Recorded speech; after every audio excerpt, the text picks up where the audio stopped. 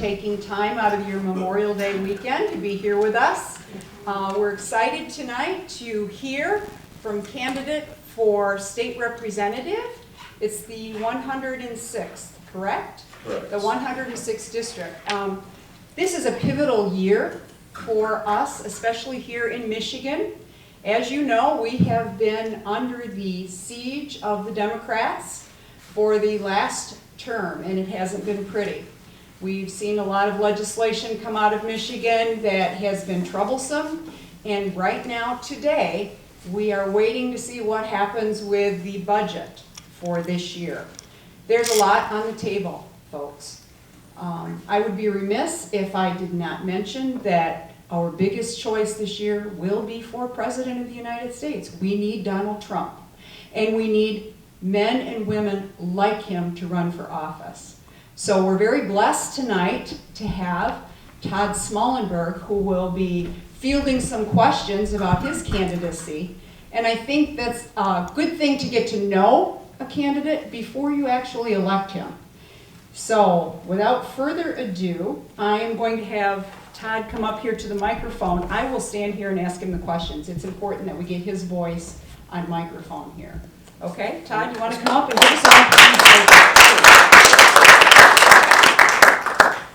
Hey, good evening, everyone. Thank you all for coming. It means a lot to me. First, I want to start off with apparently my opponent is out there on social media saying some lies. First and foremost, I was invited to come to debate. I've been asking for a debate for over 4 months now. I wrote Cam Cabot a personal letter. It was certified. I have the copy of the certification. I posted it online, and my wife can show it to you tonight easily. He signed for that letter on 25 March, 2 months ago. He has yet to respond. I've talked to all the chairs throughout the 106th district. They've all called him. He has yet to respond back to them. I was on a radio interview with Nick Rudy out of WKMT out of Petoskey, and I said, Nick, he's refusing to call people back and get a debate. He's trying to do a Joe Biden and hide in the basement. I said, would you please pressure him into a debate? So then just the other day he puts out, we're working with a third party. You're not working with anyone, Cam. I'm forcing you to debate. Because I believe it's important that everyone knows where we both stand. So come August 6th, you go in and make an informed decision. I'm not afraid to, I've said this and I'll say this up until August 6th. I will debate Cam Cabot anytime, any place, anywhere. Because you all deserve that. Because we're supposed to be your servants. Not the servants in Lansing, not the DeVosses, the Yobs, and the special interest groups. The people that elect us. And although my opponent apparently is just too busy because he was saying he's in session, well, guess what I just found out? They finished session today at 1:30. 3.5 hours it could take him to get up here. He could be on here by 5 o'clock. So if he's going to go out there and lie to people and saying that I'm the one that set this up and I'm the one that's lying, first and foremost, I didn't set up anything. I agreed to come here to debate. I was asked to debate on the 31st. I said, I'll be there. They called me a month ago and said, hey, can we move it to the 23rd? I'll be there. Okay? I will debate him anytime, any place, anywhere because you all deserve that. I want you to know who I am, and he can't, apparently, he's not willing to stand on his record. You know, and that's on him, that ain't on me. And I'm sick to death of that man down there lying and manipulating and calling me a liar. The last thing I am, folks, is a liar. Okay, I'm going to look at you and I'm going to tell you the truth. You may not agree with me, and that's fine. We can agree to disagree. But I'm not going to lie to you. I'm a man that stands on my principles. I've had to live by my integrity and my principles my entire adult life. In the special operations community, your word is golden. When we say I got your 6, it means I got your 6. And if the guys come back and say, hey, he's solid, that's all we could ever ask for. And there's guys that I will not drink beer with that I served with for 39 years of what I did for our country. But I tell you what, I served with them, and they'll tell you the same thing I'll say about them. He had my 6, I had his 6. You know, but that's just in an alpha male environment that we all just don't get along. It's just a part of life. We all don't get along with some of our neighbors. Part of life. People aren't going to agree with my ideology. It's part of life. Not everyone's going to vote for me. I understand that. You're not hurting my feelings. This isn't personal. We've got to start fighting.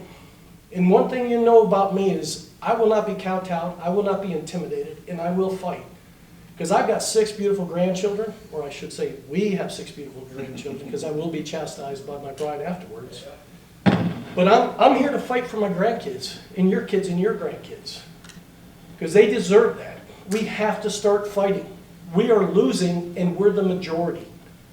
And until we stand up and demand them to sit down and be quiet, and let the adults be back in charge, they're going to continue speaking louder than everyone else. And I'm not going to be kowtowed. I will not. And I'm not going to go and serve the masters down in Lansing. I'm not going down. Listen, guys, I'm 59 years old. When they came and asked me to run, I said no. I wanted peace and serenity. I've seen the worst of humanity for my whole entire adult life. And I just wanted to come home for peace and serenity. I want to be able to go visit my grandkids, however many days I have left on this earth. And then they hit me up on my own words. What type of country do we want to leave our grandkids? I ask you all the same. I can't do this alone.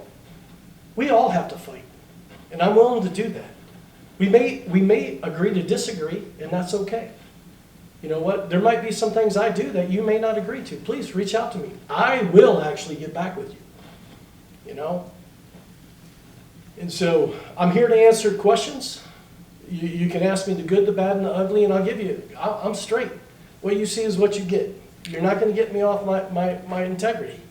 The man that stands in front of me every morning, I like. He is not perfect. He's made a lot of mistakes, but he's lived off his integrity and principles, and no one's going to get me off that at 59 years of age. I'm not going down there. I don't need this job. I didn't want this job. But someone's got to do it. And I'm willing to do it for our kids and our grandkids. Amen. So thank you all for being here. And I look forward to the questions. You can stay right there. Yes, ma'am. I'm going to project as much as I can here. First of all, I'd like to recognize that Todd Smalenberg is running against the incumbent, who is Republican Cam Calloway. And name Okay. Cam Calloway chose not to be here tonight, or said he couldn't be here, but we want to hear what Todd has to say.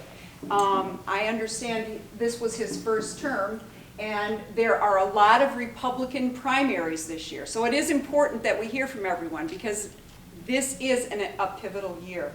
So right now, before we jump into too many questions, Todd, I think some of the people here know you already and know some about your background, but you have a record of distinguished service to this country already. And I think what people want to hear in this election is what kind of values would you bring as a state representative? We need to hear a little bit about your roots, what you have done already for your country, about your family, and who Todd is, before we start the questions, Sure. if you don't mind. No, I don't mind at all. So I'm a Oscoda boy. I grew up and graduated from Oscoda High School. Mighty Owls, go Owls. I know I'm in mixed company here with the Wildcats and others, my Alcona brothers and sisters and everything. But I grew up in a military family. My father spent 26 years in the United States Air Force and retired out of Worksmith Air Force Base in 1977. My brothers and sisters and I were raised to believe in selfless service, giving back to a great country. So at a very young age, I decided I was going to join the military. I was 8 years old when I seen my first Marine. I was used to all the Air Force guys and gals, but I seen my first Marine. And I looked at my mom and I said, "What's that?" And she said, "That's a Marine, honey." I said, "Whatever that is, I'm going to be." Because those dress blues are very nice, so I'm not going to lie. And everything. But then I started reading about the Marines, and I grew even that much more affinity to it. So since I was 8 years old, I wanted to join the military and be a Marine, and then be a Force Reconnaissance Marine. And so you can't sign up to be guaranteed that when I first enlisted. And I had to work at that. And I had to volunteer again to go try the selection and screening to become. Because we're just literally less than 1,000 Marines are reconnaissance Marines. And I was able to accomplish that goal. And then I actually liked it. And so I stayed. And I did 21 years active duty. And I served in Desert Storm, Desert Shield. And I also went to Mogadishu I did some stuff in South America for counter-drug operations, and then we did Iraq and Afghanistan, and then I retired. And then after retiring, I like to joke around and say I was a slow learner, and I decided to continue my service for another 18 years working classified programs for the government and continuing to deploy and continue to do very much the same job I did active duty with some of the greatest Americans you ever meet. And then my lovely bride, who's also from Michigan, we decided 3 years ago to move back home. And our kids are grown. They're productive members of society. They got a beautiful, we got a beautiful daughter-in-law and son-in-law, and they blessed us with 6 beautiful grandkids. And so we came back home to retire and enjoy northern Michigan, where I grew up. She's from St. Clair Shores originally. So we moved back home and was enjoying the scenery and the peaceful and serenity. And then the group came to me and asked me to run. And I did say no. I want you to know that first. Twice I think I said no. You can see how well that worked out for me. So that's who Todd Smalenberg is. I very love my country. I'm a nationalist, and I'm tired of the words being twisted and distorted, and I don't allow it. I'm a nationalist. That doesn't mean I'm anything other than loving my country. And there's nothing wrong with us being patriotic and loving our country. So don't allow them to use these words and twist them for what they're not. Okay? And number 2 is, thanks. I sweat when I think about sweating. I got that horrible blessing from my father, who I miss very, very much. But I've lived off my integrity. I've lived off my principles. You know, I've tried to be a best man I can every single day. I tell people I wear this bracelet every day. It's got 12 of my buddies' names on it. And I try to be a good man every day to honor them, because they earn that from us to do that. So it's very important to me to be a man of principle and integrity and honor, and to love my country and to love my fellow Americans. I mean, I signed an oath my whole entire adult life. And that oath wasn't to the Republican Party, to a man or a woman, to the Democratic Party. It was to the American people and to the U.S. Constitution. And I'm a strong constitutionalist. I believe in the rule of law. The Constitution is an easy read. We've gone too far away from it, and we need to get back to the basic fundamentals of what this country is actually supposed to be doing and what it stands for and what it represents. So that's basically who Todd Smalenberg is and what I believe in. Appreciate that, Todd. Thank you for your service to our country. I was born at Camp Lejeune, so I have a picture of my dad in those dress blues. I understand why you fell in love with them. For those of you who aren't aware, my name is Dare Rendon. I failed to mention that. I am the 1st Congressional District Republican Chair here, and it is my honor to be a part of this. I think it is so important for students, for adults, for grandparents, for anyone who works or has a business to be involved in politics. And the best way to do that is to come to candidate forums and debates like this. And when you have a candidate that is willing to come forward and share their thoughts and ideas ahead of time, that's even better, because a lot of them are learning as they go. I know this because I used to be a state representative. It is a process. And if you are going to be a good representative of the people, you have to know how the people feel. Start out by your values, and thank you for sharing those with us. Now, I'd like to you've kind of touched on why you're running, and you said you were asked to run. Yes, ma'am. But your good wife is here, and I know she's a good wife because she's been with you through all of this. Yes. Did the 2 of you actually sit down and say, let's talk about this, and Todd, what are we as a family going to be up against should you decide to do this? How did you approach your calling? Well, actually, after I said no, they went to her, thinking that they can convince her. And she said no. And she said absolutely no. But then they came back and used my own words about our grandchildren, and I couldn't refute those. So I looked at her and I said, you know, I'm going to think on this, I'm going to pray at this. And she was not all in. And so she had a lot of reservations. She was concerned about me because everyone knows me, I'm pretty passionate. And so I was raised to treat people like I want to be treated, so I always try to be courteous and polite and give greetings, open doors. But I'm also the guy who's like, if you treat my family bad, you probably get that back in spades. So she was concerned about my temper. And she has every right to, because I am passionate. You know, I wear my heart on my sleeve. What you see is what you get. So we had more talks, and luckily for me, like she's always done, for women that we've been together for almost 39 years, and we'll be on our 37th anniversary in September. There's many times I woke up in the hospital and she was in that chair sitting next to me, and she wouldn't leave that room until I was released from the hospital. She knows what I need before I know what I need. And so finally one day she looked at me and she said, "Hey, I'm all in," you know. And so and she runs my calendar. She keeps my head above water. And so it's a team effort. And it was a little slow roll at first, but we got started early last year, because me was name recognition. I've been out of the state for so many years that, you know, coming back, Iosco County is not in the 106 district. I wish it was, because then, you know, people still know me from school, so I had a little base there still. But luckily, you know, Iosco's right next to Alcona and Harrisville and everywhere else, and there's relatives there and everything else. So I've been really fortunate and blessed that people are passing word about me. And so, but she's my money maker, and she keeps me on track.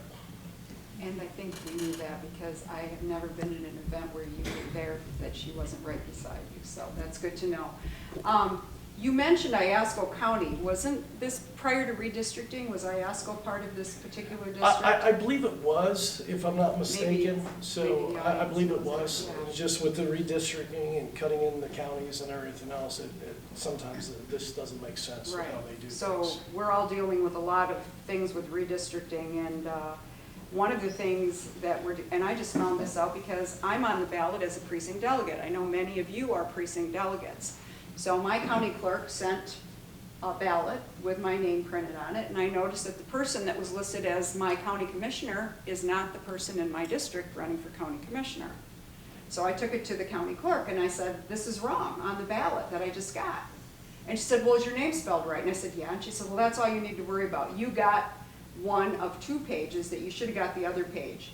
My own township was split by redistricting, and I didn't even know that. So just a heads up, those are things we're going to be dealing with in this election. There's going to be a lot of things that were not the same, and we all have to navigate that.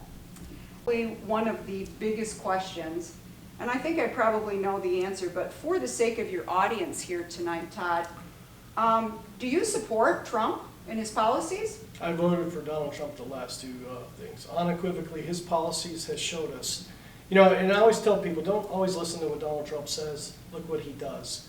Because he controls the narrative. He's done that his whole entire adult life and everything else. But his policies, this country was so much better underneath his policies than by far. No one can equate that. You can lie to yourself, but those policies took care of America.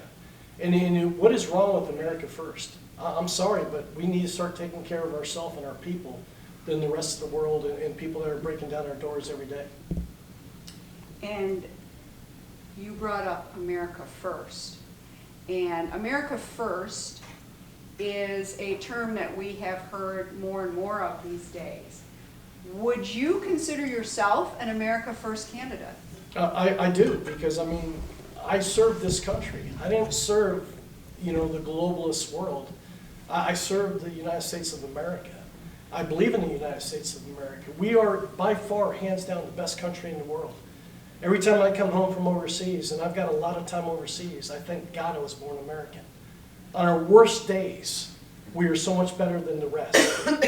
You know, and I always ask people this, and I'll ask this until the day I go in the oven, is that I say, can you show me where the cemetery here in the United States is of foreign soldiers?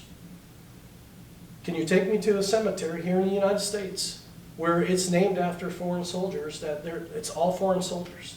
Because I can take you to cemeteries over in Europe where those are American cemeteries. We stop tyranny and oppression. True tyranny and oppression, not these false lies and narratives that we hear today. Because that's all those are. Those are lies and narratives and everything. Because that oppression and tyranny was stopped, and the young service members from the United States of America went and sacrificed their lives on foreign soil. And I'm sick to death of hearing all these lies about this country and how bad we are. I don't see other countries having millions of people knock down their doors every single day. They're not running out of this country, they're running to this country.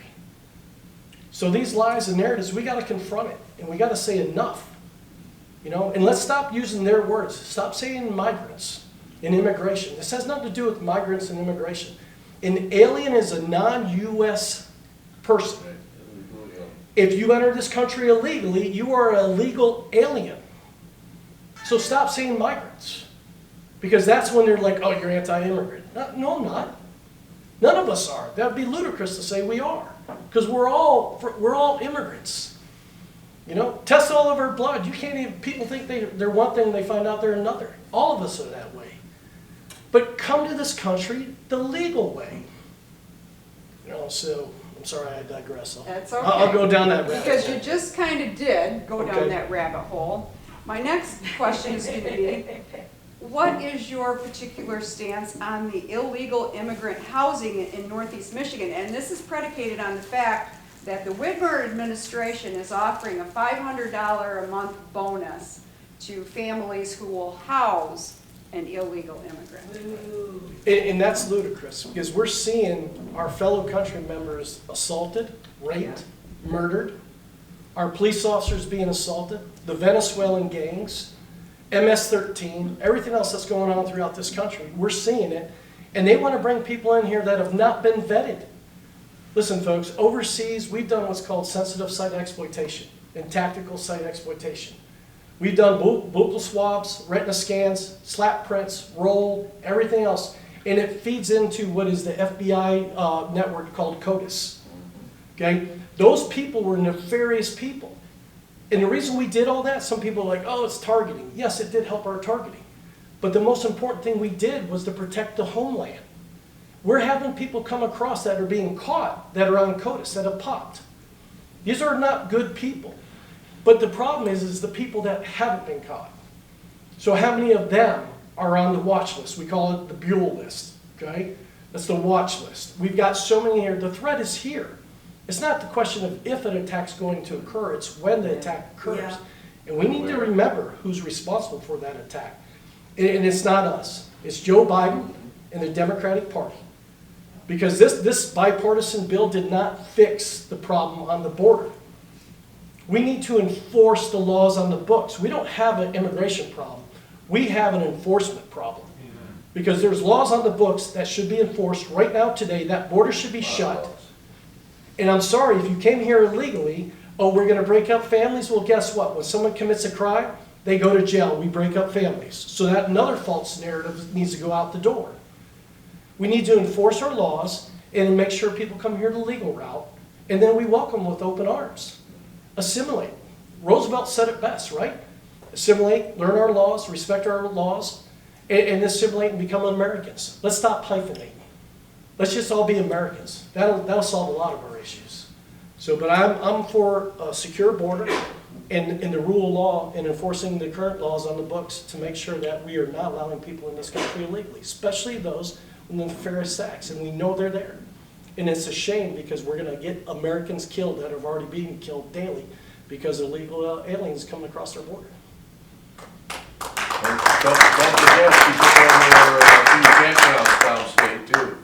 And everything. I know Addison Oaks is one of them. And how about we give these subsidies to veterans, homeless veterans, and then people that are down on their luck, how about we give them a hand up and help them get back on their feet and give them that subsidy for a little bit, maybe get them a little bit of retraining, and then they can go out and be productive members of society, and we don't have to give people that break our laws. Why are we rewarding people that break our laws? Right. That's absurd. It is absurd. It was Pledge of Allegiance. Because we want voters. That's exactly right. Well, thank you. I think that was a popular answer. And let's stick with the foreign issues a little bit right now. You're probably very aware that Montmorency County, which is south of here quite a ways, is looking at a new plant coming in called Goshen that is actually basically owned by the CCP. And it's being sanctioned and actually supplemented by Michigan taxpayer dollars. How does that happen, and what should we be doing when we allow a foreign country like China to buy into our state and actually build factories to house more Chinese workers?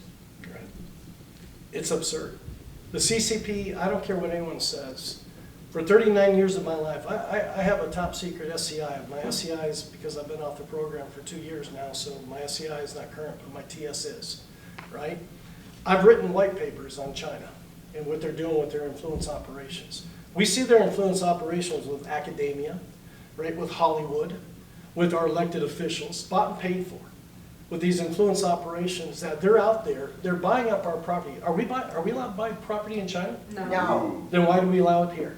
That's right. Why? I mean, if it's not good enough for us there, then it shouldn't be Can't good even do enough for business them there here, without giving first them and all your foremost, secrets. right? But secondly, we know for a fact, so it's called JUNXP, all right? Because I wrote on the Chinese intelligence apparatus when I was getting both my undergraduate and my graduate studies. And their intelligence apparatus is every single citizen in China is part of their source operations. We've seen naturalized citizens that were Chinese descent, and they've been arrested and convicted and charged with espionage as members of the military, as elected officials, and everything else. I mean, some people call that a clue, but yet we continue to do this daily. And I mean, we know they're still in our intellectual property. That's been for years now, right? They dump in our Walmart and everything else out there. You can't buy anything hardly anymore that says American because it's all China. They're abusing our laws, and we're allowing them to get away with it. And you know what they're supplying to the cartels in South America right now is all the precursors that it takes to make fentanyl. Because it's killing thousands upon thousands of Americans a day. It's meeting their criteria and their agenda. They're in the long game. China's always been in the long game. We're still playing wiffle ball. Just like the Republicans are playing wiffle ball with the Democrats. Democrats are at war with us. Literally at war with us. And we're sitting here playing wiffle ball and trying to be above the fray and everything else. It's not working. Electing the same people over and over again, expecting different results, is the mere definition of insanity. And so we got no one else to blame but ourselves because we allowed this to happen. But we've got to draw the line in the sand. We've got to say enough. My fund meter's pegged. I'm sick to death of what's going on. I know what's going on. I've lived that environment my whole life. I know what the threat is. And China is the threat. And we're giving them taxpayer money to build here, to steal our intellectual property. I'll tell you what's going to happen. They're offering all these jobs, right? That's all you hear Whitmer and the Democrats say. It's going to bring jobs. Within 2 years, those jobs will all be turned over to Chinese nationals. They're bringing 2,000 Chinese workers in. They do it everywhere In they their go. Articles of Association on page 93, it says, this company will be run according to the Constitution of the Communist Party of China, and everybody that works here is going to join the party. They've done it in every place that they've done this to. Yeah. Every state they bought into, those American citizens that are hired that feel good, oh, look at the jobs we're creating, have been replaced within the first 24 months. Yeah. I mean, Todd, yeah, I have a question for you. This is related to the same topic because I really do think this is important. This is a big deal. In Arkansas, under Governor Sarah Huckabee, they actually passed a law that says that they cannot sell, no landowner can sell land to China. Is there any likelihood that we could do the same thing here in Michigan, in your estimation? absolutely. It's not if we should, we must. And I'll even up that up. Why is the federal government not doing this? You know, they have the briefings, they know exactly what's going on, and they're derelict in their duties. Didn't we learn our lesson when Japan owned most of us? I think the issue here is between states' rights and federal rights. And I think never before in our history have we seen this become such an issue. But when Roe versus Wade was overturned, many of us thought that Michigan was going to be in a good spot because we had the oldest anti-abortion law on the books in the nation.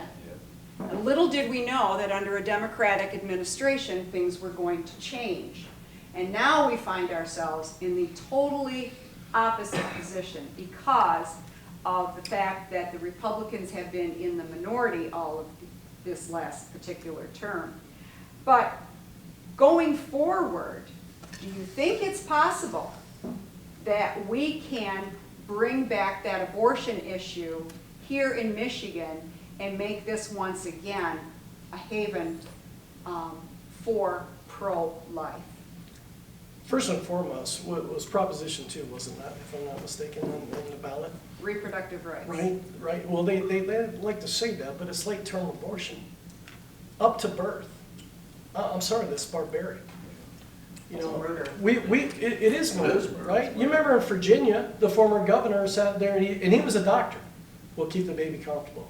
Let the mother decide. The baby's born. That's murder, right? And it's the same thing here. We're blessed. We got 6 beautiful grandkids. Our oldest granddaughter was a micro-preemie, 1.4 pounds. I remember walking into the Phoenix Children's Hospital in NICU. My son was sitting there. My son's 6'5", 250 pounds. He had his hands cupped like this, and my granddaughter was in his hands, right? And you're going to tell me that's not a life? Yeah. I mean, seriously, come on, folks. I mean, absolutely. We cannot have this. This is absurd. And I mean, some people are going to agree with me, but I believe in life. The life of the child and the life of the mother. We have to take them both into consideration, right? There's reason. And I wouldn't want to ever have to be in that decision-making process, right? But we also have to take into consideration of the woman's life, too.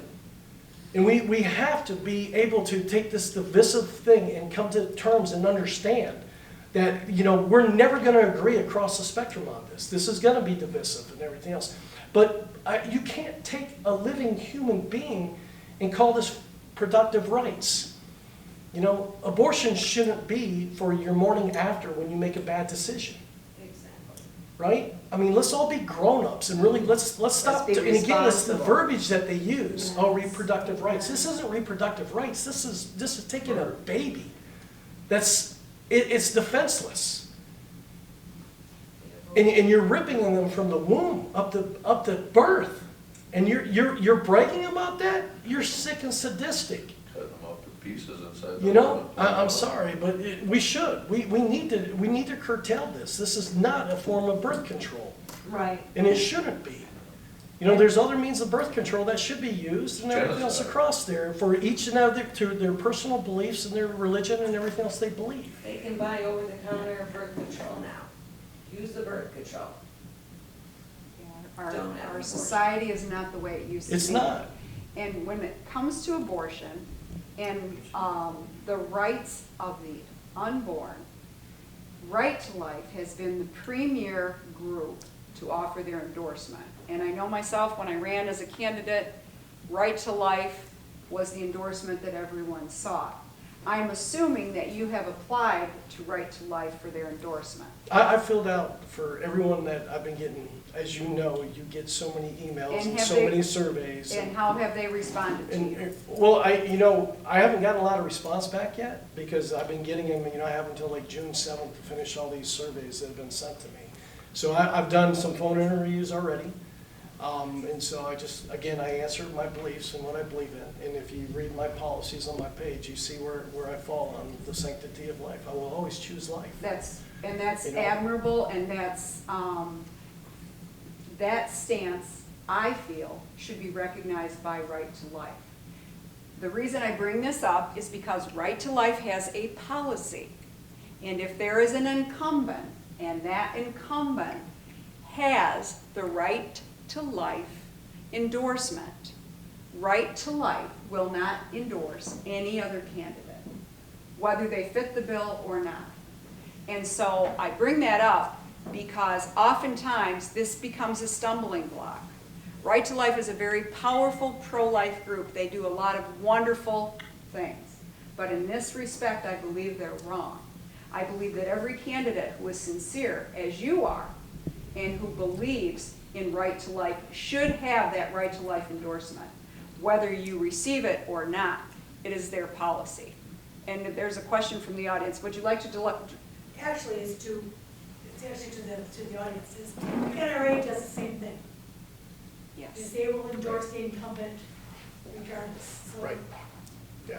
So voters need to be aware Even of if they this. missed even if they didn't vote, right? They like to brag that he still got his, endorsement from the NRA and everything else. The same thing with Right to Life, even though, because he missed some of those Right. votes as well. So again, you're supposed to be there to vote. That's our job. It's not brain surgery. When the votes are up there, you go vote based off of what you're supposed to believe and what you told people. You're supposed to vote that. But he doesn't miss the dinners, does he? Okay, so we're going to bring it back here a minute. Todd, what do you consider to be the number one issue facing every resident of Michigan today? Well, the number one issue is the economy. It's impacting all of us across the spectrum because, Bidenomics is, I don't care what they say, it's not working. His wages up, sure, but they're not up in comparison to the inflation. The cost of living is skyrocketing under this man and the spending that's occurring. You don't have to be an economist to understand when you have this out of control spending, it creates inflation. And unfortunately, you have a man in a party that they never learn. Even when their policies fail, instead of refocusing and redirecting, they double down. And we're going to continue to spend like we are, forgiving billions of dollars. And I love how they forgive billions of dollars, but we're the ones paying for it, right? It's not forgiving loans. They're shifting the focus of those loans to us, who are the responsible, taxpayers, right? I didn't go out and get a loan. I paid for my college, right? And I got my college paid because guess what? I went like this, right? You want free college? Do like I did. Go raise your right hand. You can get free college, all right? It's work for it and earn it. I think there's a lot of people here who would agree with you. The economy is the number one issue. So what can be done? What could the legislature do to fight the rising prices? Is there a way that our Michigan legislature could address the prices that are going up? How could they do that? One is you can take a look at it and go across there and make sure that people aren't price gouging, right? But the cost has gone up exponentially because of the policies coming out of DC and Lansing. She's trying to be California on steroids right now. And their economy's in a shambles and everything. And that's going to happen here again under the Democratic rule that we've been experiencing for the last year and a half now.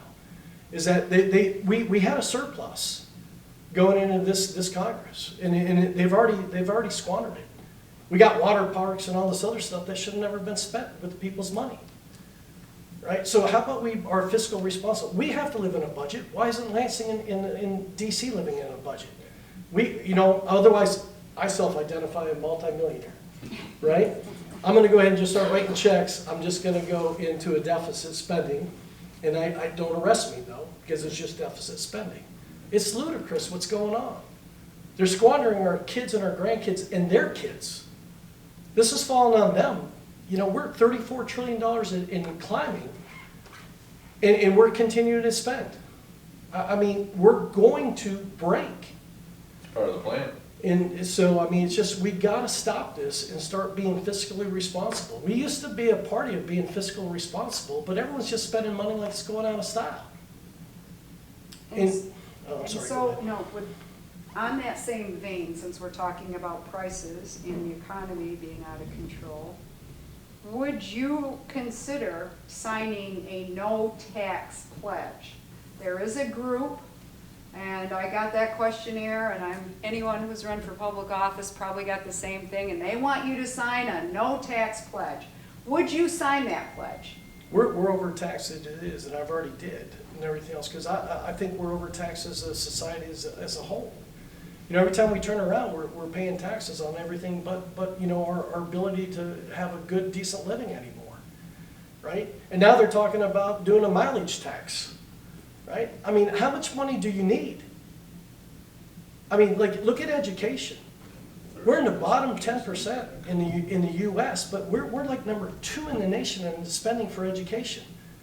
I mean, and that's not, I'm sorry, but I mean, if it was a business, they go broke. Some considerations, and I'm gonna, since I think most of the audience has heard this, but Axe My Tax, which is a movement going on right now. There is a petition, hopefully it'll get on the ballot.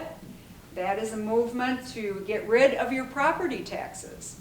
And I think that is a ballot initiative that we could all get behind.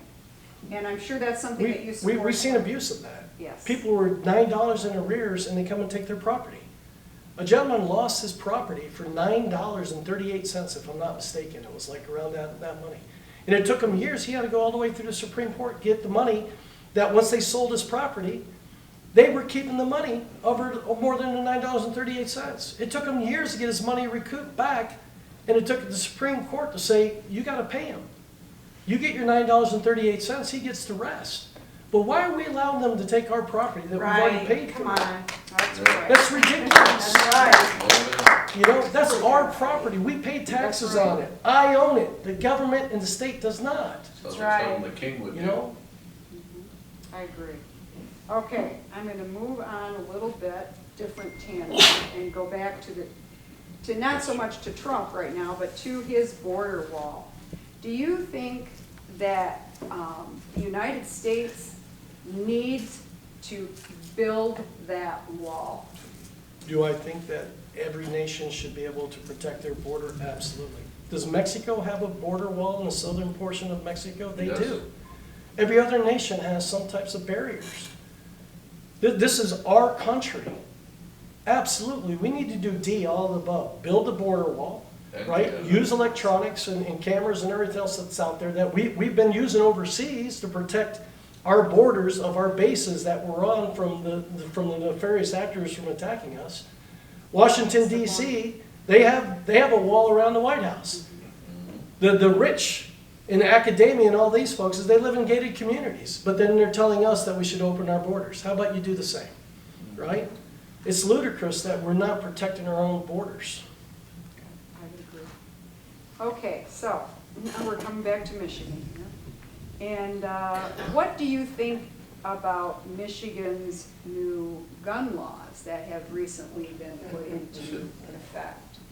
What is your stance on the constitutionality of those laws and whether they are enforceable or that Michigan citizens should be held accountable? First and foremost, I talked to the sheriffs and they're not enforceable, right?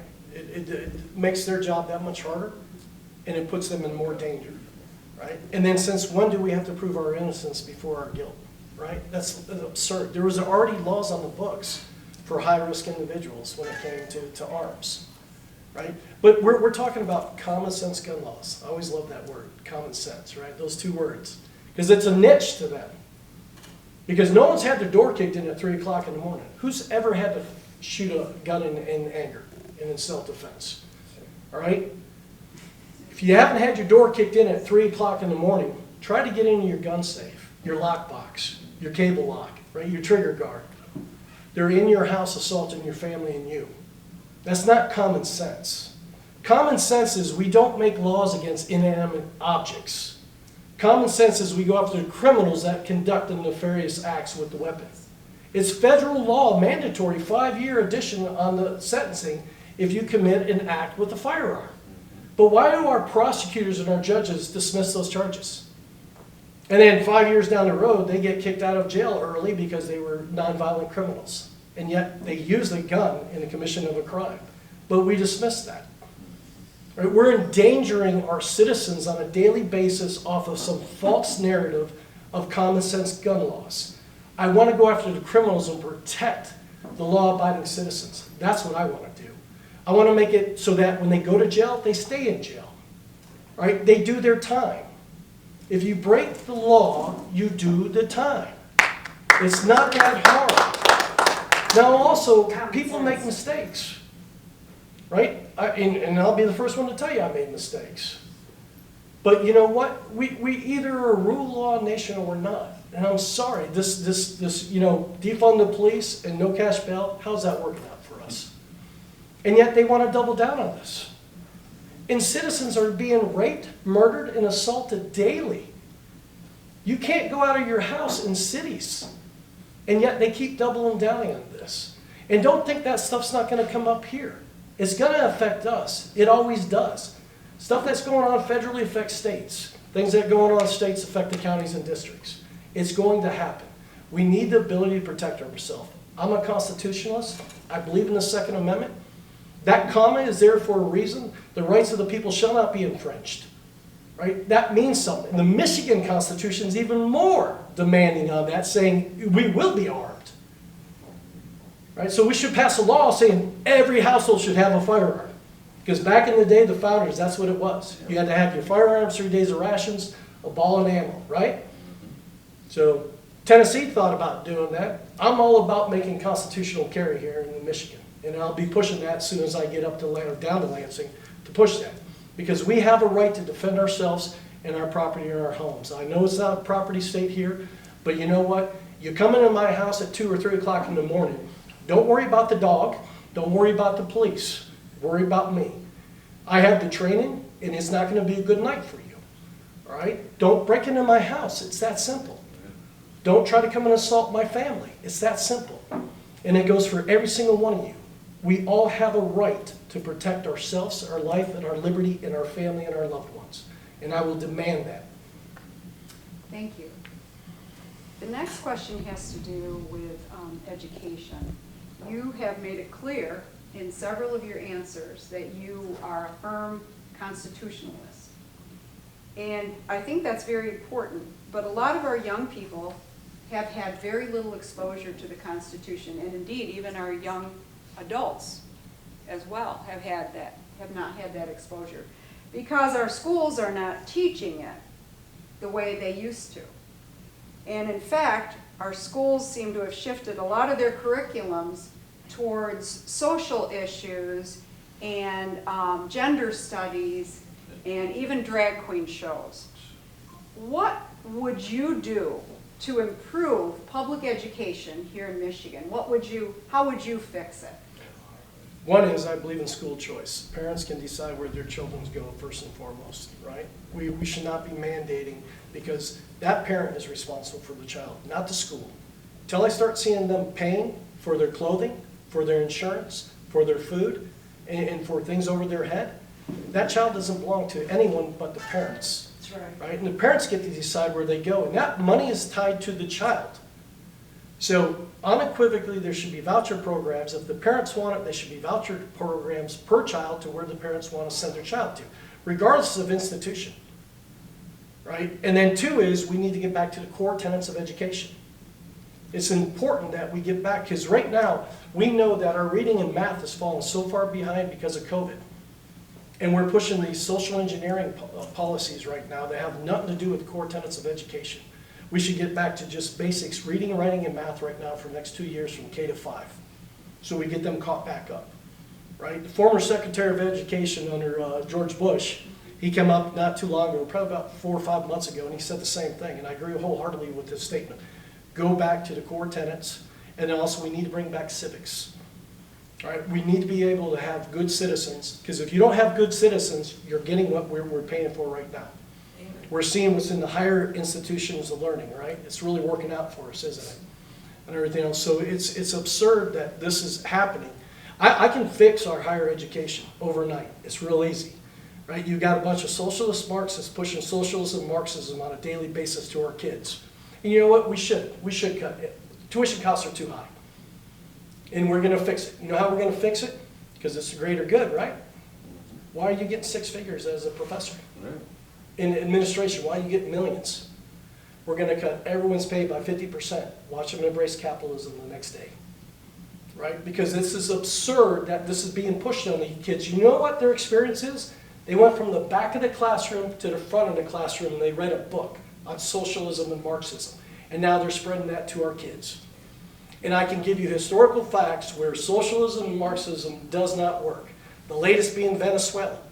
I operated down there in the 90s. That's one of the oil-rich countries in South America. And old Hugo came in, and Bernie, man, Bernie's boy Hugo, right? Overnight, they're eating out of garbage cans. That's how well socialism is. And yet we have a media who's nothing but a propaganda machine that pushes that agenda on a daily basis. And it needs to stop. We need to get back to the core tenets of education so our kids are getting prepared to be able to operate, not be globalists, but to operate in a global economy. Right? We have to do that. We have to make good stewards of this country. We have to teach them civics. We have to teach them patriotism, what this great nation has done for others and lifted them out of poverty. Right? And we need to stop this asinine, excuse my French, this asinine Marxist socialist policies coming out of our education system. So, Governor Whitmer considers herself a proponent of education. And in fact, she has recently pushed in this new budget for free community college for every student who wants to go. And she has also pushed for preschool free for every 4-year-old. In a time where licensed daycare centers are struggling to keep their doors open because of all of the regulations and restrictions that they have. What do you think of the governor's efforts to use taxpayer money for these programs? But it's free, right? It's free. It doesn't cost anything, right? Oh, but it does, doesn't it? Right? There's nothing free. So, and again, we need to be calling them out on that. There's nothing free about this. All right? Listen, I'm all about education. If you look on my page, it's my #1 policy. Right? And we need to have kids learning. And again, it goes back to the basic core tenets so they can operate in a global economy. Right? And they can be good stewards and be good citizens out there and be productive members of society. But this notion of free is ludicrous. You know what's free in the Bill of Rights? The pursuit of happiness. Right? And that's a definition thing, because your definition might be different than mine, and so is yours. But who's to say yours is wrong and mine is right? We both can be right. I mean, because human nature does not allow us to have this utopia they think they can create. That's the problem. Right? And human nature, sloth, greed, envy, evil. Right? There's lazy people. They don't want to work. That's their choice. That's their pursuit of happiness. God bless you. I wish you the best of luck. Right? And then there's people that are greedy, and they take advantage of others. Right? And I want you to get caught. Right? I want you to be exposed as a greedy person, taking people's trust and confidence and using that and abusing that. But that's the problem is human nature. You know, it allows us the pursuit of happiness. What mine is yours and yours is mine is up to us. You know, nothing is guaranteed. I mean, if we're going to throw out school, who's to say, why don't we get a car? How about a house? What's next? You know, because that's what they want. They want the government cradle to grave. And that's not who we are as Americans. I don't need people to take care of me. I'll take care of myself. I just need the opportunity to go out there and succeed. Right? And everything. And that's what we're doing is we're killing entrepreneurship. By all these policies, they're killing it. They're making the jobs harder on small businessmen. I was just in today at one of the coffee shops, right? And they're trying to become entrepreneurs and do different things, and they just got notified by the state that they can't get their liquor license to sell off their property, right? Why not? Why can't we do that? We export our children every day when they graduate high school and college because there's no jobs here. Because the bureaucracy and the red tape coming out of Lansing stifles that. We need to crush the red tape and bureaucracy and allow our kids to, when they graduate high school or college, whatever they do, if they want to start a business, we should encourage that. Prop them up, help them through the process so it doesn't take them 3 years to start a business. Right? But we don't do that. We make it harder because why? Because they want to control. This is all about control, folks. And if you don't see that, then you know what? I wish we need to open our eyes and understand that they're trying to control us. And we need to say no. We're free men and women. That's right. And we need to take our rights back. And get rid of that control that they're trying and turn that back in and say, sit down, shut up, and color. You don't speak for me. Right? And until we start doing that, it's going to continue. But we have to fight. And I'm going to fight. But I'm going to need your help. I can't do it alone. We can't do it alone. You're exactly right. Collectively, we can strengthen numbers. So that kind of leads into my next area here. When I ran, it became very clear that Lansing is run by lobbyists. And I was told when I was running that there's good lobbyists and there's bad lobbyists. And we just talked about one of the biggest lobbyists, Right to Life. They are a lobby in Lansing, but they are not the biggest. There are many others. One of the biggest, it was a few years ago, is the MEA. There are also several union lobbies who are quite large. There are auto owners, there are farmers, there are insurance. A lot of lobbies, a lot of money. And it is incumbent to these lobby firms that they put their money behind a candidate that will help their client attain their goals. I found this out myself because when in my little town, Google routed an alternate route around Lake City to take the traffic down a country county road. And I found out that Google has a lobbyist in Lansing. And the lobbyist didn't help me at all because Google is such a big company. But every major company in the planet has a lobbyist in Lansing as well. So, my question to you is this. Have you been, and you said you're getting questionnaires, that's the first outreach. Right. Have you had much communication with some of the lobby firms in Lansing? Other than the follow through from the survey, the couple phone calls I've taken and done, on the phone, no. And I've been staying away from them. And you can go on the Secretary of State website and look at my donations and you'll see that. I'm not having the lobbyists and the special interest groups. It's just strictly the people in this district and then my network that I grew up with are out there supporting me. And he's outraising me. He's killing me right now. He's got the DeVosses and the Yobs. He's got 98%, if I'm not mistaken, 98% of his donations are outside the district. Who does Cam work for?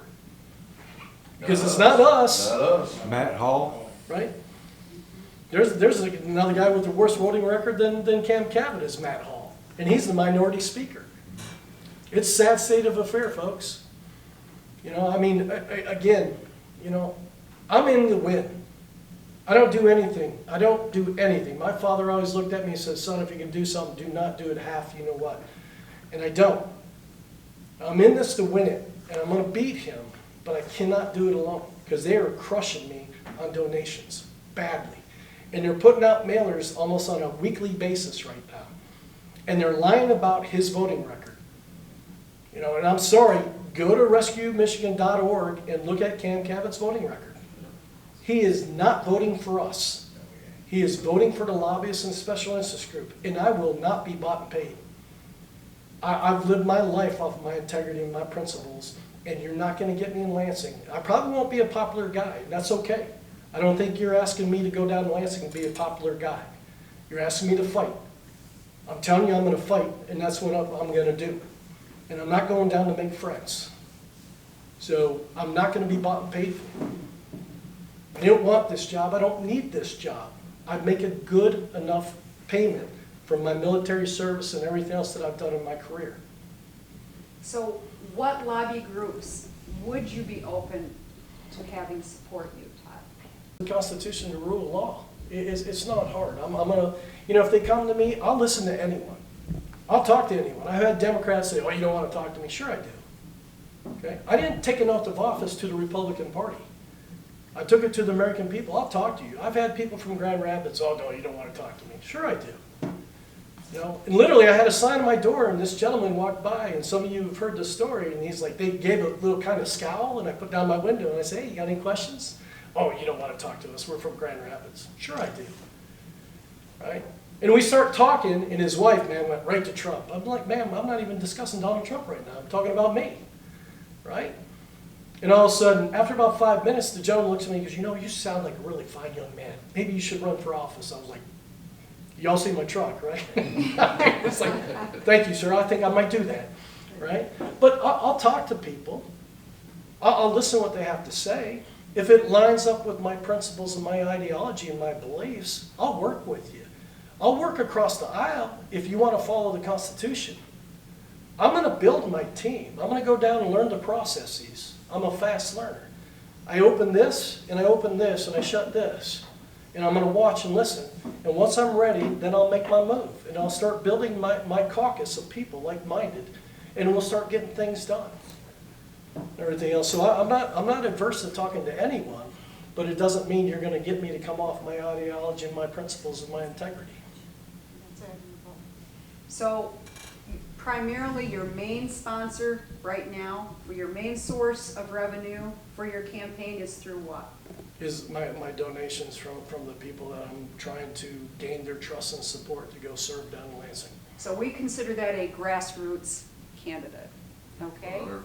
A grassroots candidate and campaign who basically gets their backing and financial support from constituents.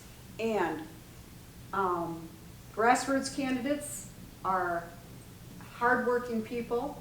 They have to work harder, they have to work smarter, they have to work tougher, and they have to work longer, but they do win.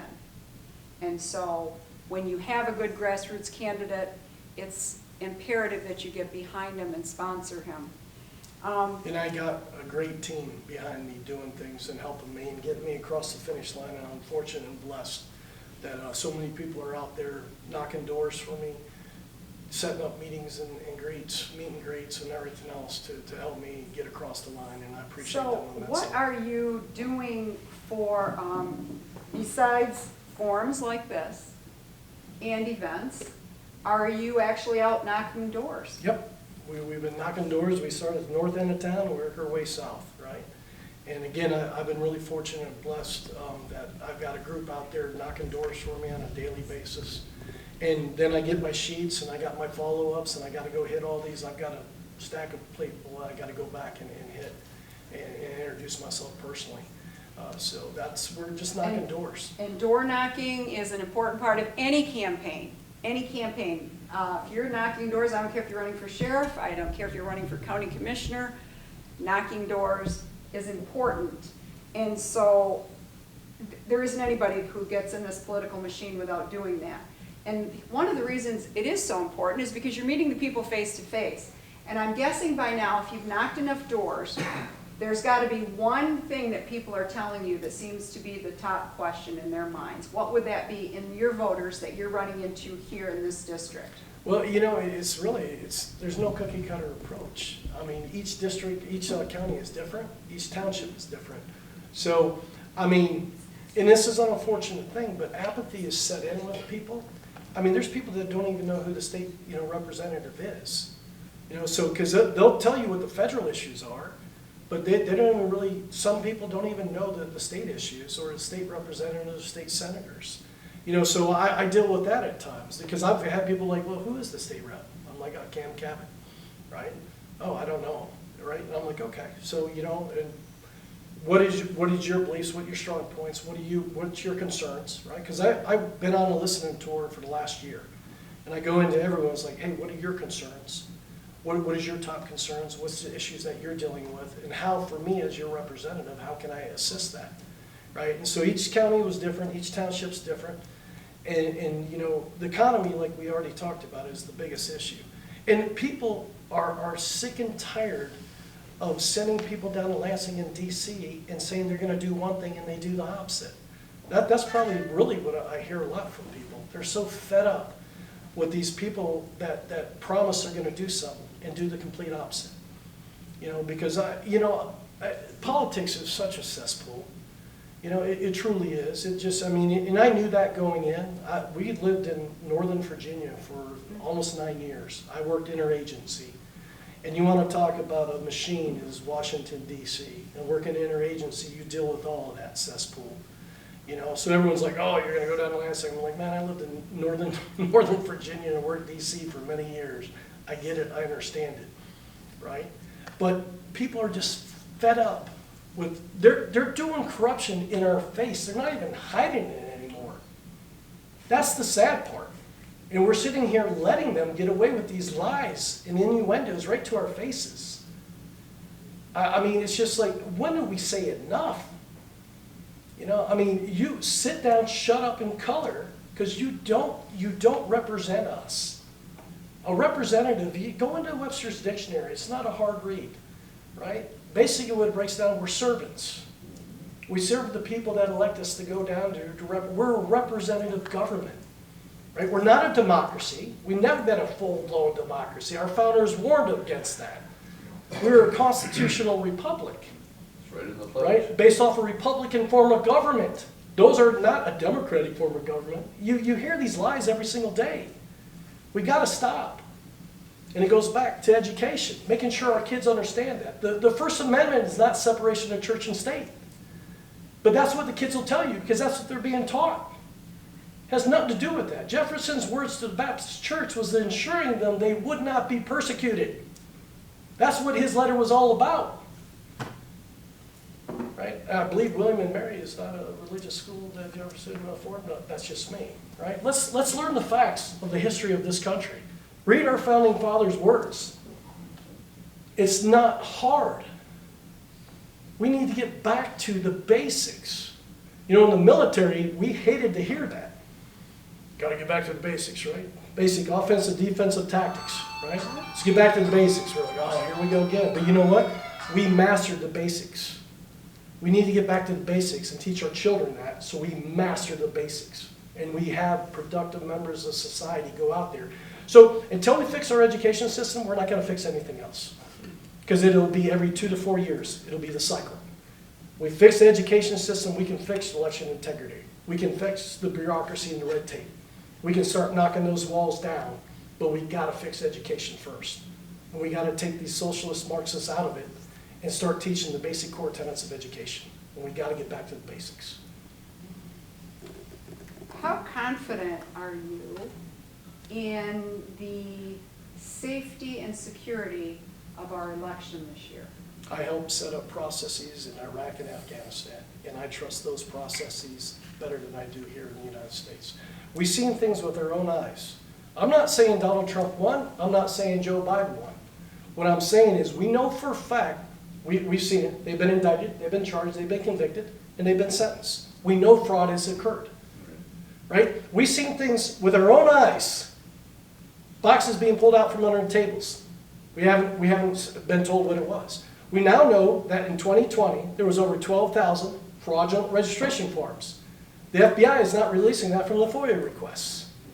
Right? We know GBI Industries was given $11 million by the Democratic Party and Joe Biden's campaign. And we know if you're a signature gatherer, average $3 to $5, take 12,000 times 5. We'll go high end. These are really good signature people, right? That's $60,000. Where is the $10,940,000, the $10,940,000 that was spent by the DNC and the Biden campaign in the 27 other states? Okay? We know it's occurring. We don't know how much. And until we do an audit, we'll never know. If you're against clean voter rolls and you are against voter identification, you are for voter fraud, period. End of statement. We need this stuff on a daily basis. And saying anything else is a lie. I do not trust the election process in the United States. We've seen things with our own eyes that have not been explained to us. And until you're able to explain it to me, I don't trust you, period. The most important thing we do as American citizens is vote. It should be held in the highest thing we do as citizens is vote. And it should be the most secure, trusted way that we go about doing it. And we know for a fact that it's not secure. And anyone says that it is, they're lying. And we need to call them out on that. I want the safest, securest election so that way one vote counts. Because let's use their verbiage, right? After all, One's too many, isn't it? They say it all the time, if it saves one life, right? Well, if it stops one legal vote, we should all be in, right? Throw it back on them. So, if you, given the opportunity, how do you feel we can secure our elections with a Republican majority in the legislature next year, with a new resolve?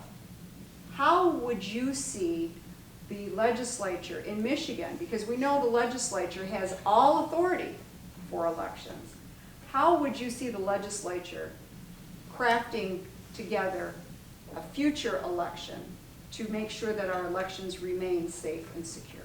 First and foremost, is that we go out there and we have voter rolls that are cleaned.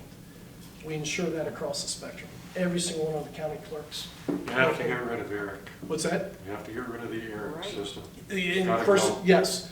By doing away with that, like a lot of the states have, we get away from the ERIC system and make sure that that's off. And then we clean our voter rolls, and we assure that, and we make sure we have voter identification. If you have to get on an airplane and go into a federal or state building and show an identification card, you should be able to have to go into a polling booth and show an identification card, all right? And it's not same-day registration, it's not 9 days of early voting and everything else. It's the most sacred thing we do, and we need to get back to the basics of our voting. And let's get away from the machines. We know for a fact that we've seen with our own eyes machines have been tampered with, all right? So don't say they weren't, because we've seen it that they were. We've had experts in Georgia at the courthouse show it just with a pen. So they are online. We need to get them offline. We need to go back to paper ballots and counting to ensure that we are doing due diligence as American citizens. It's not that hard, right? I mean, we've done this for years, but now we're out there. We're putting processes in there. You're saying that the legislator, yet the Secretary of State has been found guilty 5 times for the last 2 elections of unconstitutional acts. And why does she still have her job? And she's supposedly going to be in the running to be the 2026 nominee for the Democrats for governor. We're rewarding corruption. Yeah, Richard Germont. And I came from Oregon. And many years ago, we passed a vote by mail. At the time we passed that, it was a Republican governor, Republican Secretary of State, you would think. Haven't seen that ever again. We've never won a major election. They always find 50,000 to 60,000 votes in Montmorency County in Portland at the next day. They always find these votes. In the 90s, the Democratic Party said absentee ballots ripe for fraud. Their own party said it, in that they're trying to do more. And the other thing is, my wife moved out and married me from Michigan. She got a ballot for her deceased husband in Oregon. It was sent to her. He never even lived in Oregon. Never visited. Never even visited Oregon. Wow. We are still right here, living in Michigan, 7 years, love it here in northern Michigan. We are still getting ballots from Oregon. And no one thinks that's a problem. Nobody will fix it. So just this mail-in ballot. Right. It's ripe for fraud. It's fraud. Their own It's party total said it. fraud. And these bills that are being considered right now is going to make it easier. Everything she was found unconstitutional acts for is going to be written in these 2 bills that came out of the Senate that's going to codify the corruption that she did. Yeah. So that way they can do it legally, is cheat. You can't challenge it. And you can't. It's an error. It's not fraud, it's an error. I mean, you can't make this stuff up, folks. And are we going to allow this to occur? We need to vote every single one of them out. That's what should be sweeping the state in this country. Your citizens got to get fed up and say, you know what, I'm running. Right? My brothers, I talk to them all the time. I got a lot of brothers just because of the nature of my job, right, that I did for 39 years. We took oaths of office through the Constitution of the American people. We believed in our oath. I can tell you what the oath reads. It's not haphazard to me. I was willing to lay down my life. I got the 12 names on my wrist that did. That's how much we believed in our oath. And we loved the Constitution. Could you imagine if we actually got people that believed in their oath and loved the Constitution and American people that ran? We can fix our problems. And until we start getting people like that and electing the same people over and over again, we're not fixing nothing. And that's shame on us because our kids deserve better. Yes, they do. Okay, I got this final question. I got a Yes, couple ma'am. wrap up here. So I'm Okay. gonna- No, I understand. All right, so this one has to do with the fact that last week, Attorney General Dana Nessel announced that she was putting out a call to law firms here in Michigan, and she's going to prosecute people in the oil and gas industry who are actually, Responsible. they're employers, Right. they're responsible, they're providing energy, and she is going after them because they are polluting, in her words, our environment, and they're causing all kinds of issues with climate change. Now, the Whitmer administration has tried everything they can to shut down Line 5, and so this kind of all ties in together. What is your stance on, not just on Line 5, but on the oil and gas industry in particular here in the state of Michigan? How big of a driver do you feel that that industry is for our state? Look at every product we use. Right. Petroleum is involved in every single product we use daily. I mean, they're lying to us. That's the sad, and people are buying this hook, line, and sinker. We need this for our everyday life. Now listen, I'm all about D. We can do all of it, right? But technology's not there. We're being, right, the threat to democracy, Donald Trump, right? But we're being told what we can drive and what we can't drive. What type of gas stove we can cook on. What type of air conditioning unit we can use, right? How we can mutilate our children's bodies under the guise of, gender affirming care, right? This is upside down. We're being lied to and being told it's the truth when it's absolutely not the truth. Right? So this green energy push, we don't have the infrastructure for it. It's a scam anyhow. It is a scam, right? Because if you went and watched the mining and what it does to Mother Earth, this ain't green energy. It's the complete opposite, right? Follow the money. Al Gore was nothing. He's a multimillionaire. Billionaire. Right? Bernie Madoff went to jail for swindling millions of dollars from people, and Al Gore gets an Academy Award. Right? You can't make this stuff up. No. Right? We're being told that the green energy is the way to go. Look what happens when it comes to solar and wind and it gets into the water tables. It destroys the water tables. What will it do to Michigan with all these wind farms and these solar farms that they're pushing? That they're taking the rights away from local communities and taking it down to Lansing and say, we know what's best. It's always that adage, I'm here from the government. I'm here to help.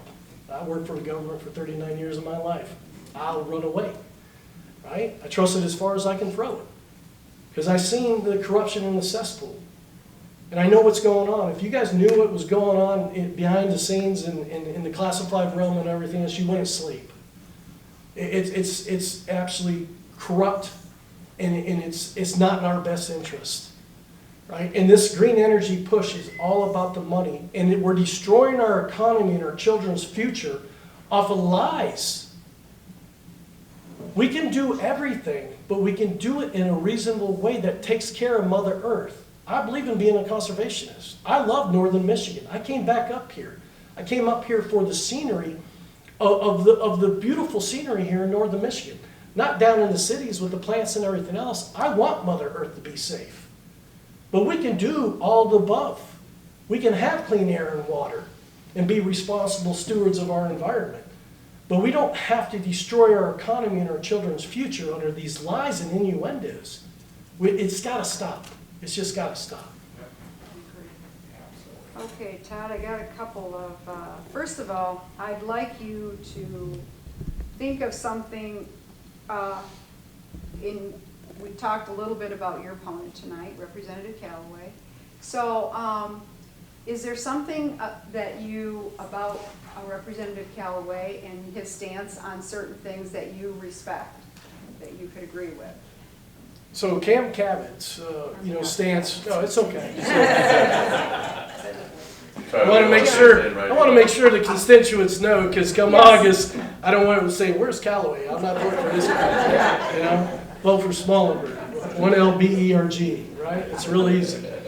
But, he's doing some good things when it comes to fishing and everything else, and doing the sturgeon. I mean, I think that the only thing he's really can claim he's accomplished. Him and Jack Bergman, 2 peas in a pod, right? Well, he's gained 50, 60 pounds at all 3 dinners, so. And so, that's about it. I mean, I don't look at Cam as a bad person. I don't have any ill will to him. He's just not the right person to represent us. Right. He's a go-along, get-along candidate. He's been that way from day one. Look at his voting record. Don't take me at my word, rescuemichigan.org. Go look at it. His voting record is atrocious. I remember at a dinner last year, he looked at me and said, I'm proud of my voting record. I had to laugh. You and I have a definition problem here, Cam, what's to be proud of? Because I wouldn't be proud of that. That's not what you guys elected him to go down to Lansing to do. He's been voting with the Democrats, or he hasn't been voting. I think he's not voting on those hard issues because he doesn't want it tied to him. That's right. Only he can answer that, but that's my gut feeling. Because his buddy Matt Hall, who just sent out a flyer, the Michigan legislator, in support of old Cam, right? He voted for those Second Amendment bills, those anti-Second Amendment bills, right? Cam didn't vote, right? And Sue Aller will tell you that there's special provisions, and Darryl will tell you there's special provisions if you're sick. He claimed he had COVID, yet he was in his office the next day. And he was on social media showing he was in his office. But he could have went to the gallery and voted. He chose not to. Man, we're talking the Bill of Rights, people. I mean, I'll be on my deathbed and they'll will me into the gallery, I'm gonna vote. A Democrat had COVID, she voted from the gallery, I guess it was that important to her. It's that important to me. So Todd, you're getting a little ahead because my Okay. next thing is gonna be, and if you could tell this Sorry. audience the one reason why they should vote for you, the main reason, and you've outlined a lot of things here this evening, and I think we've covered a lot of things, but the one reason that people should vote for you over Cam Cabot's. I'm not a go-along, get-along candidate. I'm a fighter. I believe in my principles and my ideology.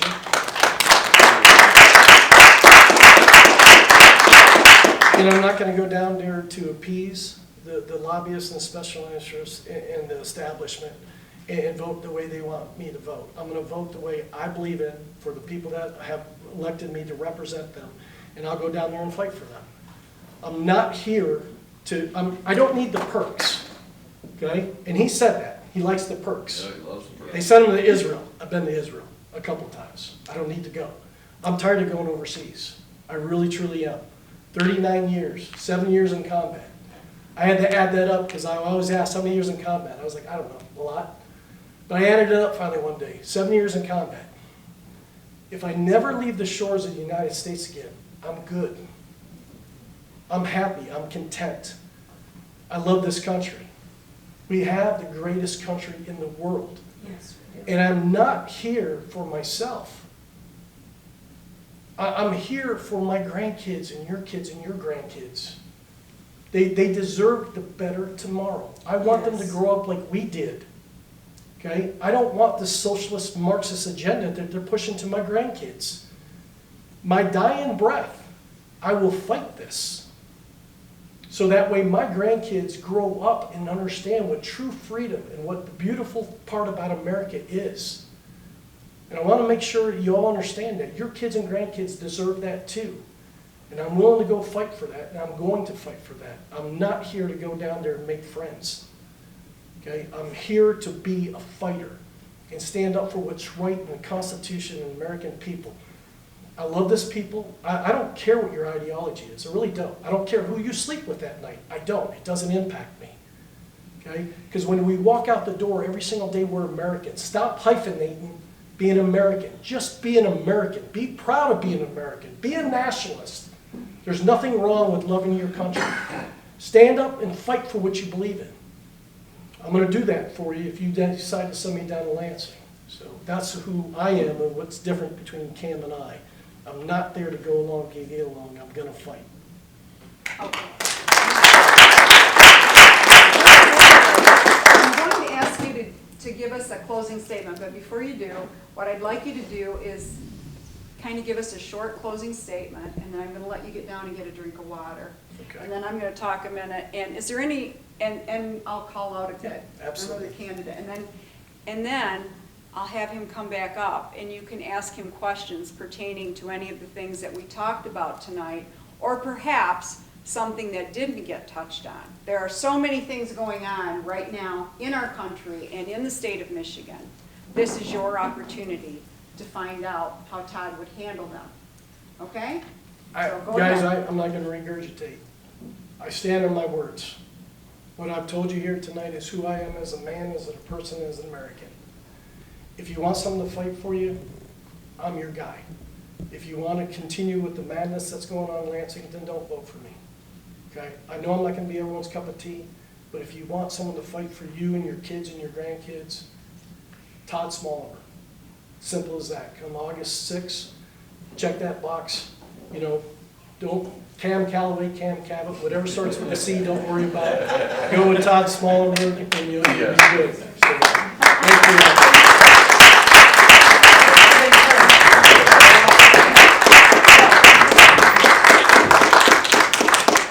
What I'd like to do, is there any, my friend Maria came with me tonight, and I'm going to have her come up and say a few words, and the reason she needs to speak with you is because she's running for a position that she feels she has been called to, and it is to our State Board of Education.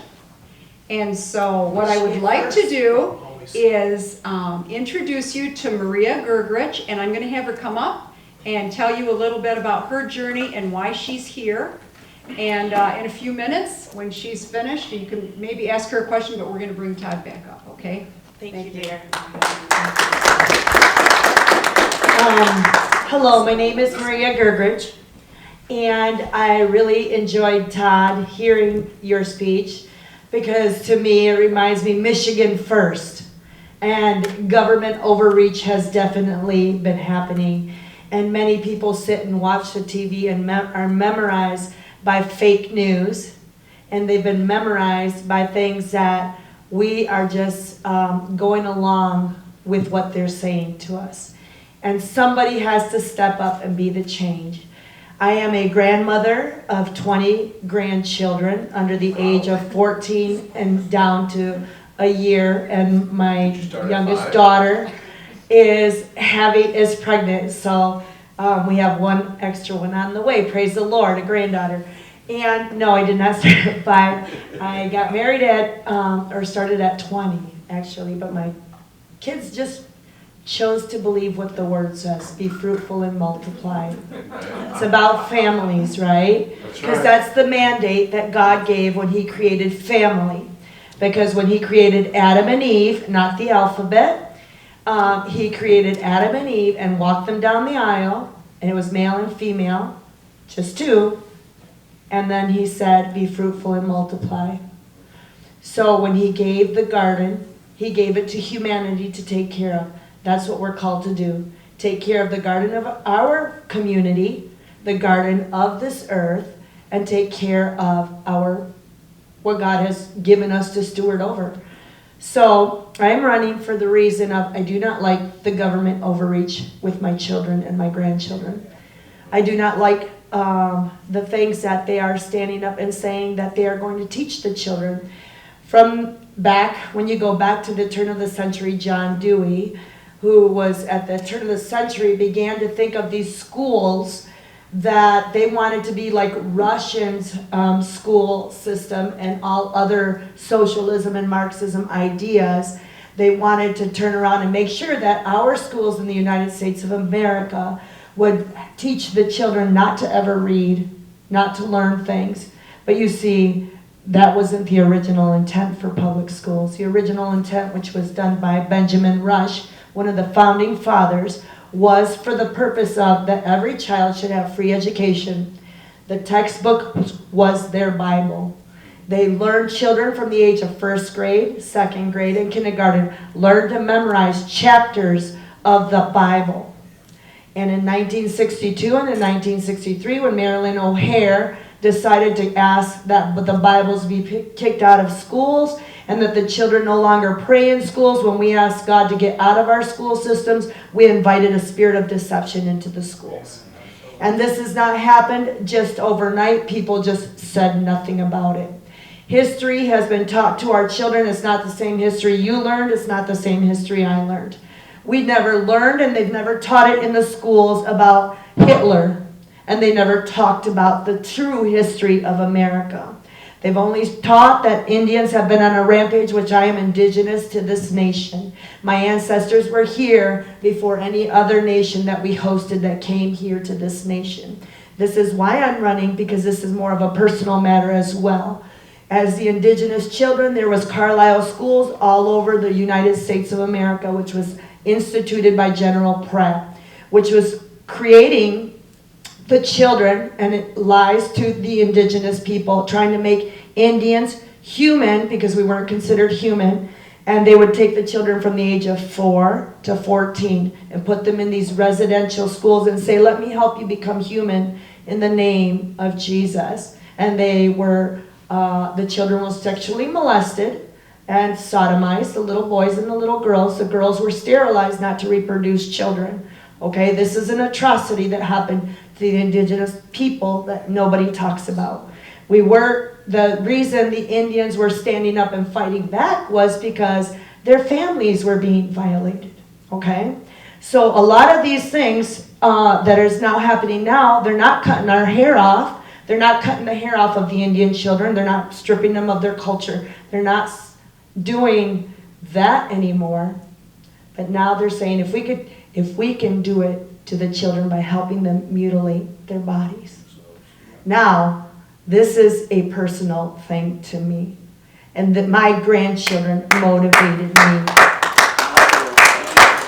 I will not compromise with the agenda of a transgender saying, look, or a drag queen coming into the schools and saying, look, this is what a man is. No, it is not. God made male and female. It's very simple. Go back to the original intent. Go back to the Bible and the biblical principles.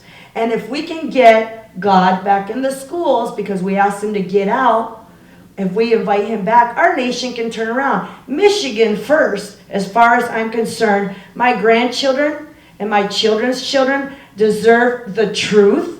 They deserve the right to know the truth of who they're really called to be. God is not confused. You will not be confused because you matter. And you're going to be the one that will lead me. And I told my grandchildren, one day your grandmother will be, really old. And you will not put me in you will not put me in a nursing home. But I'm going to teach you how to be the leaders and how to stand up. You don't just go with the flow. One of the things they wanted to keep the children ignorant of reading and writing, even they did not want to teach many people, especially the black people, how to read and write their Bibles, because if they knew how to read and write, they would know how to think for themselves. They would know how not to be controlled or manipulated by a government overreach. And the whole thing is, right now, most of the children and most of the American patriots or believers do not know the Constitution. When you do not know the Constitution, your rights are going to be violated because you don't know what to stand up for. And this is why I'm standing up to put the Constitution back into the schools, teach the children right from wrong, not to learn evil from good and not call evil good and good evil, because it's a moral principles that we need to get back to in the state of Michigan. And as far as I'm concerned, Maria Gergrich for the State Board of Education, Michigan first. Thank you. It's here that are running for, whether it's county commissioner, drain commissioner, what have you. If not, okay, I want to make sure everybody gets a chance to address the audience while you can. Candidates need a lot of different things when they're running for office. They need volunteers. they need funding, they need advice, and they need moral support. So if any of you can find a way to do that with any candidate who is running, it's a tough thing, and it takes a lot to put your family out on the line. In these days and age, when you are running for an office, it's not just you, it's your whole family. And everyone is impacted. Be understanding of all of them. It doesn't matter if it's yourself or if it's an opponent, it's a critical time, and there's a lot of stress to this. I heard from actually a Lansing lobbyist this week who I'm still friends with, and I consider him a friend because when I was in Lansing, we had a prayer caucus that met every Wednesday morning before session. We met at 7 in the morning. It was open to any legislator from the Senate or the House that chose to attend. A handful, usually on a good day we might have 12 legislators who would show up there. But we would come together and do a Bible reading, and it was a great way to start the day and to get grounded into what we were really there for. And so this lobbyist has been working with pastors across the state of Michigan. He is now working with a group of 60. And the message that he has to share is that our churches need to get involved. They need to be involved in this election. This is an election that is going to require every spiritual leader to stand up and tell their congregation how important it is to get out there and vote. When you're talking about door-to-door stories, and I had a reason for asking you this, Todd, because our prosecutor is running for re-election, and he's been doing doors. And when I asked him the other day what was the primary thing he was hearing at the doors, and he said, you know, Derek, you're not going to believe this, but a lot of people are telling me that, they haven't voted before because they're Christian and they're waiting for Jesus to save them, and the rest of the world is temporal, and we just have to put up with this. And I've never really gotten involved in politics before. And that just blew me away. In the last election, 12% of registered Christians voted. Only 12%. If we do nothing else when we leave here tonight, we need to galvanize our churches, our Christian base, and we need to tell them that it's time to get involved. It's time. And you can't wait any longer. It is that important. This election is that important. Okay, Todd, I'm going to ask you to come back up here, and we'll see if there's any questions from the audience that we need to address. You did a good job covering. Yes. Keep that in mind. Any questions for me? Yes, ma'am. Okay, so Michigan has, I believe, 2 borders, right? The Canada border, and then the one on, is it on the thumb side, where do you have another border? Yeah. Do we have another border Yeah, there? we have a bridge. Okay, so are those areas protected? Do you know by any chance? Our northern border is just as porous as our southern border. Okay. We've seen an uptick, I think it was 300% crossings from the northern border since Biden took office. So both of our borders are porous. Okay. And we know for a fact that people are going up to Canada to come through the border Wow. to enter Okay. illegally. So, when you're literally, again, he said it. It's not like this was a surprise. He literally said it during the election that he was going to open the border. Again, don't get our legs wet and tell us it's raining. Right. That's what's happening. The border's been secure for 3.5 years. We've heard that. And all of a sudden now it's not.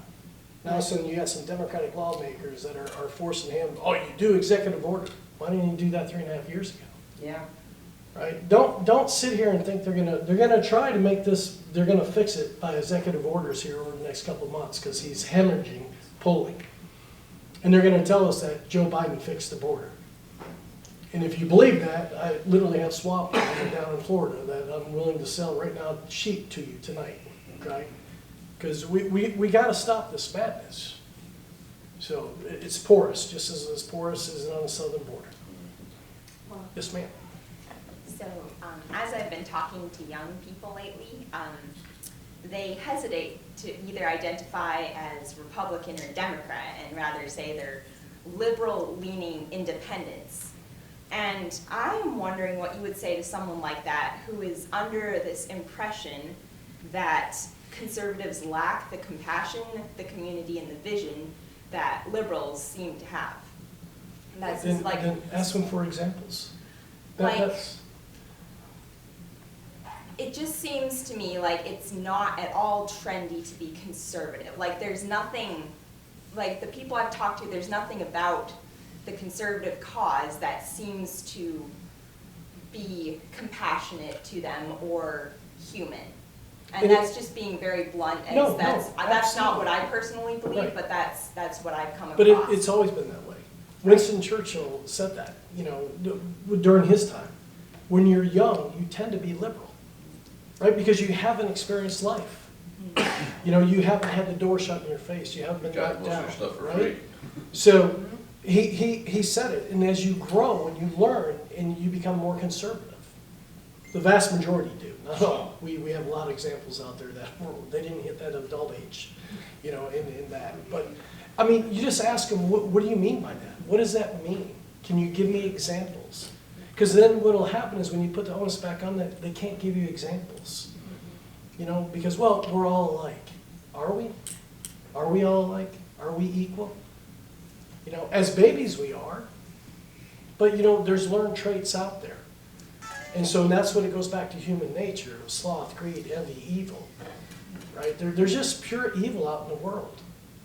You know, and that's an unfortunate thing. I wish we all can sing Kumbaya, but we can't. Because there's literally people out there wanting to do nefarious things on a daily basis. Right? There's lazy people. There's greedy people. Right? It's just human nature will never allow utopia to occur. But just because you feel it, see, and that's the problem, is that they rule off feelings and emotion. And they ignore facts, logic, and reason. Well, I feel it, so it must be so. Well, that's not realistic. All right? I'm a real person. All right? I've seen evil. I've dealt with evil.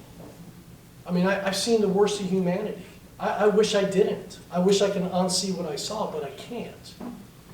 But you know what? I'm also a Christian. And there's a lot of research that shows that those with belief tend to be able to deal with trauma better than those without. Because why? We have a higher purpose.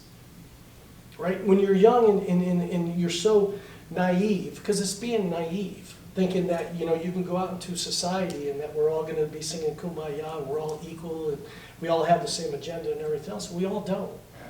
But so put it back on them and ask the question, what does that mean? Can you define what a liberal thinking, leaning, you know, is, and can you give me examples where we're not compassionate? You know? Because I'm a compassionate person. I've spent my whole entire adult life trying to stop evil from preying upon weakness. Right? That's what I did. Now, I had to do it at a tip of the spear with a weapon. Because when you deal with evil, evil you cannot rationalize with. Right? You can't. You deal with evil one way and one way only. And that's to be able to protect the innocent. I've watched children and women being brutalized and just the worst things that you could ever imagine. So I'm a pretty compassionate guy because I put my life on the line. My buddies did. My buddies lost their life doing that. So don't tell me we're not compassionate. We put our literally our bodies to do that, to be compassionate out there, to protect our fellow citizens and to protect innocents throughout the world. Right? I want our children to be able to grow up in a free environment and get the greatest things that can be offered to them. But I'm also a realist to saying that, you know what, there's no silver spoon out there. No one's going to hand you anything. You have to work for it. Right? There's no safe spaces. There's going to be mean words. There's going to be mean people. You're going to get knocked down. You got to learn how to get back up. Dust yourself off. Say, okay, I'm going to learn a lesson from that one. Right? That's being compassionate in reality, in teaching people that life is hard, but also life is a blessing. And we have so much opportunity as Americans. And that's being a compassionate person, is going out and showing them that we can do this together collectively if you work hard at it. You know, because you just don't get things given to you. That's just not life. You know, if it happens, you win the lottery. I mean, what's the statistics? I'm a statistics guy. I mean, it's a huge anomaly to be able to win the lottery. Better chances of getting shot or struck by lightning. Right? So the thing is, I mean, that's the reality of life. And then you can use examples of saying, well, you know what, they thought, socialism was so great. Let's look at, Venezuela as the latest example. Right. People are literally eating out of garbage cans. They ate their whole zoo. You know, what you're saying there, when you use Venezuela, little history that I think maybe you already know this. In Argentina, when I was a kid, I'm 75 years old. When I was a kid, Argentina was right with the United States. They had a huge navy. They were a major economic country. They went socialist. And you never heard of it again. You notice the new leader that just is taking an axe to it? Yep. They are the highest, their money right now is the highest money on trade in the world. Yeah. Because he took an axe to all the social. Yeah, they're calling him the Donald Trump of Argentina, right? Yeah. And everything else. And again, it's like, it'd be so great if we could have a utopia. It really would. If we can get rid of the human nature that devolves into being too greedy and sloth and evil, and we can all sing kumbaya and the greater good, it'd be great. It's just never going to happen. And if you're going to rule off your feelings and emotions, then you're not living in the real world. Right. Because the real world is not about feelings and emotions. Right. No one cares, really, seriously. There's so many people out there, they don't care about your feelings and emotions. Right? I do. I want you to succeed. I want every opportunity that you can walk out your door when you graduate high school or college, whatever your dreams are, I want you to succeed. And the way I do that is give you those opportunities to succeed. It's by providing that opportunity to succeed, to meet your goal, your dream, your pursuit of happiness, right? That's the reality of life. Thinking that we're all able to succeed when people don't want to put their time and effort towards it, and there's always that great analogy, right? The two girls going to school, one's really popular, one's who's busting her butt getting a 4.0, the other one's got a 2.0. And she goes back home and she's like railing on her dad because he's a capitalist, he has his business. And his dad's like, hey, how's Susie doing? How's her grades? Oh, she's out all the time, she's popular, she's got that 2.0 GPA. Well, how about you take your 4.0, you give her a full point, you go down to 3.0, she comes up to 3.0, there we go, there's our utopia. That's so great, right? Because that's feelings and emotions. And the girl's like, no, I worked hard for it. Exactly, welcome to capitalism. Right. Right? That's the real world. Whatever you work for, you earn. And when you earn something, it means more to you than being given. Because as kids, we get toys all the time, right? When you break your toy that was given to you, do you really get upset? Because you got other toys, right? But now when you're an adult, and you go out there and earn, and you go buy stuff, and it gets broken, it means a little bit more, right? I remember as a kid, I broke something in the house one day. I had a little temper tantrum. I broke something in the house, and guess what happened? My mom walked out. Good night, guys. Thanks for coming. Thank you. And my mom walked out in the garage with a hammer to my motorcycle and started beating on my motorcycle. I never broke anything again in my mother's house, right? And everything else. But that's just reality. So when they do that, ask them those questions. What's that mean to them? And then ask for an example. I think perhaps they mistake tolerance for evil for compassion, that somehow this tolerance of what previously was unacceptable, somehow that's compassionate and that's... Right. Well, it's a niche. That's what we're seeing today. So many niches out there, right?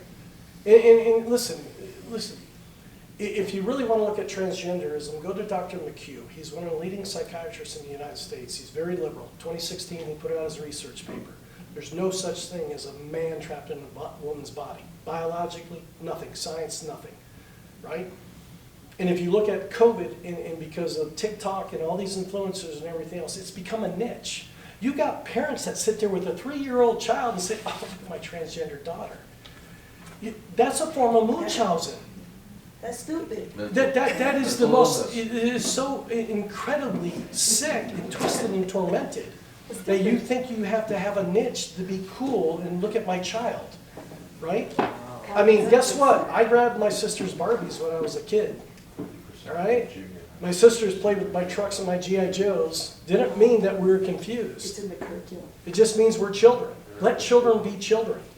Right? But read Dr. McHugh's, his research paper, and you'll see that after post-surgical, do you know in a lifespan, 3% of this nation will have suicidal ideations in their lifetime.